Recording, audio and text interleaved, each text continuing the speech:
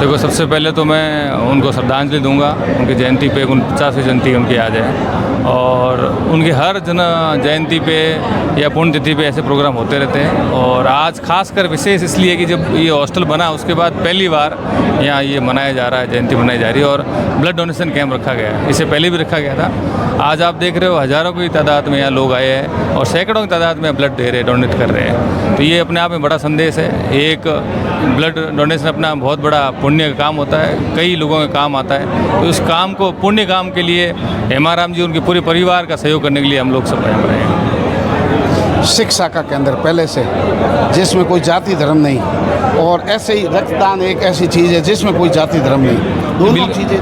देखो इस हॉस्टल के अंदर आपने खासियत देखी होगी, सुनी भी होगी आपने, कई बार इसको कवरेज भी किया है। तो इसके अंदर कोई जाति धर्म ना देके यहाँ एक किसान कौम के बच्चे जो योग्य है उनको सुविधाएं दी गई है, उनको अवसर दिया गया है जो अपनी योग्यता का वो निखार कर सके और आने वाले समय के अंदर कुछ जो करना चाह रहे वो कर सके। आपने कई एग्जाम्पल भी मिले होंगे यहाँ पर, कई बच्चों की यहाँ पर सरकारी नौकरी भी लगी है, प्राइवेट नौकरी में भी गए हैं, और भी उन्होंने पढ़ाई अच्छी की है, कई सेंट्रल यूनिवर्सिटी के अंदर एडमिशन हुआ है। तो इस तरह से छात्रावास का माहौल भी अच्छा है। उस माहौल के साथ साथ जो पुण्य कार्य हो रहा है ये और ज़्यादा अच्छा काम है, सबसे बेहतर काम हो रहा है। राजनेता बहुत कम होते हैं जो इतना दिल खोल करके समाज सेवा करते हैं। तो हेमाराम जी और उनके परिवार का शुरू से ही समाज सेवा में ध्यान रहा। राजनीति एक ठीक है, कांग्रेस जुड़े हुए हैं और कांग्रेस विचारधारा जुड़े इसलिए करते हैं, परंतु कभी उन्होंने भेदभाव नहीं किया।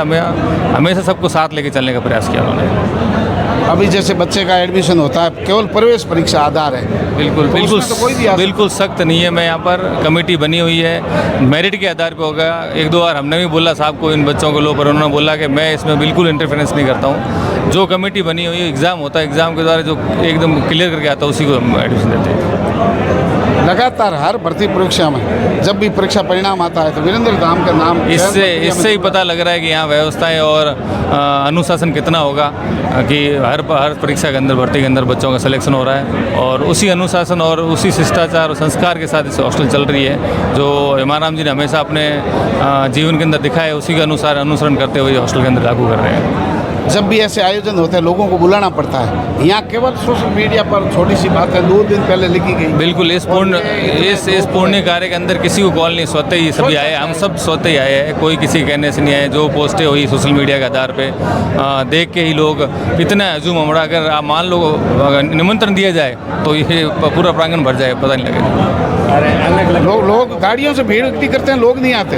बिल्कुल देखो ऐसे देखो जिसकी नियत नीति सही होती है, अच्छी होती है, तो भगवान और लोग भी उनका साथ सहयोग पूरा करते हैं। तो और इस परिवार का तो हमेशा सहयोग रहा, और जो जब से हॉस्टल खोला है तब से कई ऐसे गरीब बच्चों को फ़ायदा हुआ, जिससे उनके माता पिता और समाज के लोगों ने उनको आशीष दिया है, और उसके तहत ही आज ये चल रहा है। और हमेशा यहाँ जो प्रोग्राम होता है, हम देखा होगा, बिना निमंत्रण के हजूम उमड़ पड़ता है यहाँ पर।